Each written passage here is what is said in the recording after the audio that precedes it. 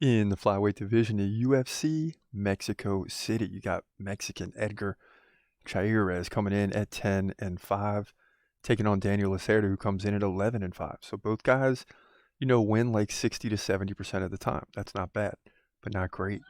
Chairez, 1 inch taller at 5'7". He's 28. Lacerda, Brazilian, is 27 years old. And we're seeing this like 3 or 4 fights in a row, Mexican versus Brazilian. Chairez, 28. Lacerda, 27. Chairez, 1 inch taller, or excuse me, 1 inch reach advantage, 71 to 70. He's a right-hander. Lacerda can switch back and forth evenly between righty and lefty. He's a switch stance fighter. Now, Lacerda lands 4.2 significant strikes per minute to just 2.6 for Chairez. Not very good. And Lacerda can land like 2 takedowns over the course of 3 rounds. But despite those numbers, Edgar Chairez is almost a 4-1 favorite, which is wild. He's got a 45% takedown defense, so nothing sticks out yet. He's lost 2 in a row and then had a no contest against Chairez in the last fight. Chairez was leading 12-4 in significant strikes, but Lacerda had a takedown. Before that, Chairez lost to Tatsuro Taira and Clayton Carpenter. So just not a good look for him. Now, Lacerda, on the other hand, doesn't win either, right? Had the no contest against Chairez. That's why they're fighting again.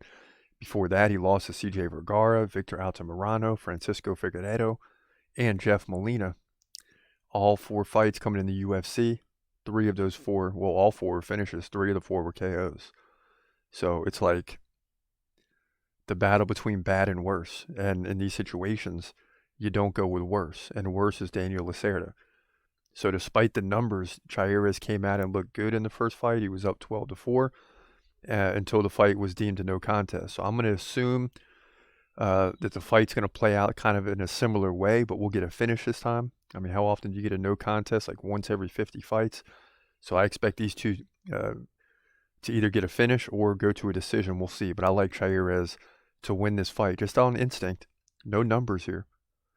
You know me with the numbers. I'm usually rocking with the numbers. If both these guys lose almost all the time in the UFC, someone's got to win here, and this is why they're fighting.